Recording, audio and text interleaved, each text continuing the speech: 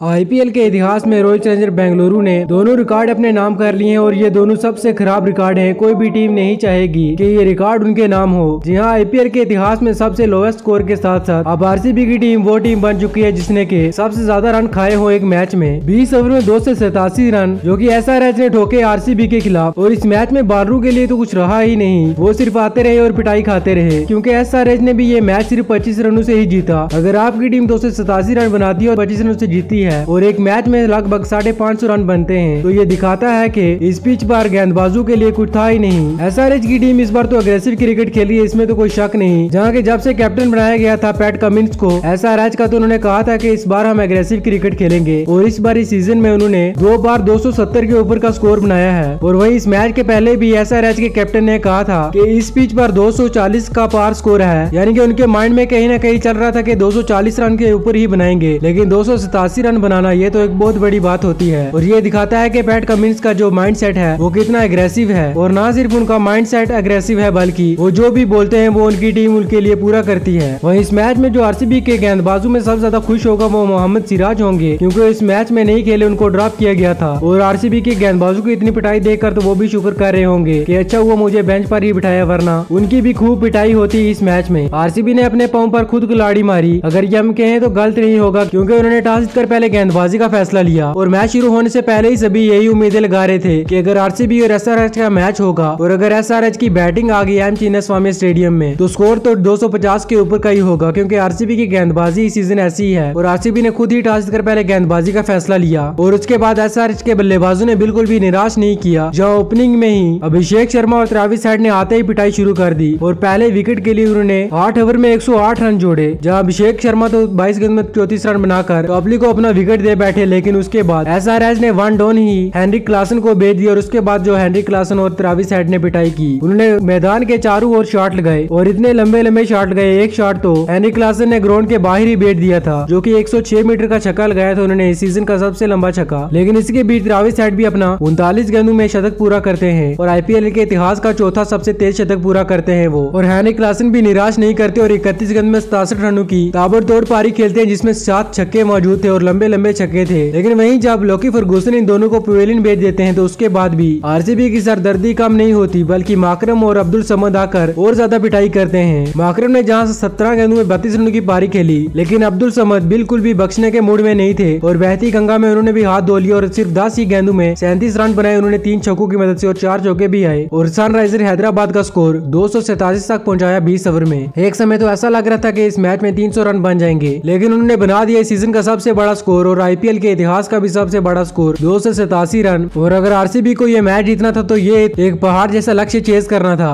और जब आरसीबी की बल्लेबाजी आई तो पावर प्ले तो उन्होंने शानदार खेला। पावर प्ले में विराट कोहली और फैफ डु प्लेसिस ने 79 रनों की पार्टनरशिप की और आरसीबी के इतिहास का ये जॉइंट सबसे बड़ा पावर प्ले रहा। लेकिन जैसा ही पावर प्ले खत्म हुआ उसी के बाद आकर मयंक मार्कंडे ने विराट कोहली को 42 के स्कोर पर बोल्ड करके पवेलियन भेजा। उसके बाद आरसीबी के जो मिडिल ऑर्डर है वो बिल्कुल धराशाही कर दिया एसआरएच की टीम ने, जहां विल जैक्सन सिर्फ 7, वहीं रजत पाटीदार ने 9 और चौहान ने सिर्फ एक ही गेंद खेली और कमिंस का शिकार बने। जब आरसीबी के फैंस मायूस होकर ग्राउंड छोड़कर जा रहे थे, लेकिन तभी कार्तिक ने कहा कि भरोसा रखिए हम पुराने प्लेयर हैं। और जिस तरह से उन्होंने फिर पिटाई शुरू की एसआरएच के गेंदबाजों की, और एक समय तो ऐसा लग रहा था कि शायद अगर दिनेश कार्तिक ओपनिंग करने आते इस मैच में तो शायद आरसीबी इस मैच को जीत ही लेती, क्योंकि दिनेश कार्तिक ने 35 गेंदों में 83 रनों की पारी खेली 5 चौके और 7 छक्कों की मदद से और 360 डिग्री शॉट लगा रहे थे वो। और एक छक्का तो उन्होंने ग्राउंड के बाहर ही मार दिया था 108 मीटर का, और जो कि बन गया है आईपीएल 2024 का सबसे लंबा छक्का। वहीं डु प्लेसिस ने भी 28 गेंद में 62 रनों की पारी खेली और इस सीजन का अपना हाईएस्ट स्कोर बनाया, लेकिन ये स्कोर किसी काम नहीं आया। और एसआरएच के बॉलरों ने आरसीबी की टीम को 20 ओवर में 262 रनों पर रोक दिया और इस मैच को 25 रनों से जीत लिया। वहीं एसआरएच की ओर से उनके कैप्टन ने शानदार गेंदबाजी कराई और 43 रन देकर 3 विकेट्स लिए। और आईपीएल के इतिहास के जो 5 सबसे बड़े स्कोर हैं उनमें से जो 2 सबसे बड़े स्कोर इसी मैच में ही आ गए। और ये सीजन का अभी तो सिर्फ 30वां ही मैच था, अभी कई मैच बाकी हैं और ऐसा लग रहा है कि अभी ये जो हाईएस्ट टोटल है ये अभी फिर से टूटेगा, क्योंकि आरसीबी और एसआरएच का मैच एक बार फिर से है जो कि हैदराबाद में है। और उस मैदान पर एसआरएच ने एमआई के खिलाफ, जिनकी की गेंदबाजी आरसीबी से कई गुना बेहतर है, उनको एसआरएच ने 277 रन बना दिए थे। और आरसीबी का एक बार फिर से क्या हाल होगा ये देखना बहुत दिलचस्प रहेगा। तो दोस्तों इस मैच के लिए इतना ही। अगर वीडियो अच्छा लगा तो लाइक कर देना। वहीं स्पोर्ट्स की अपडेट हमारे चैनल को सब्सक्राइब कर लेना। मिलते हैं अगली वीडियो में।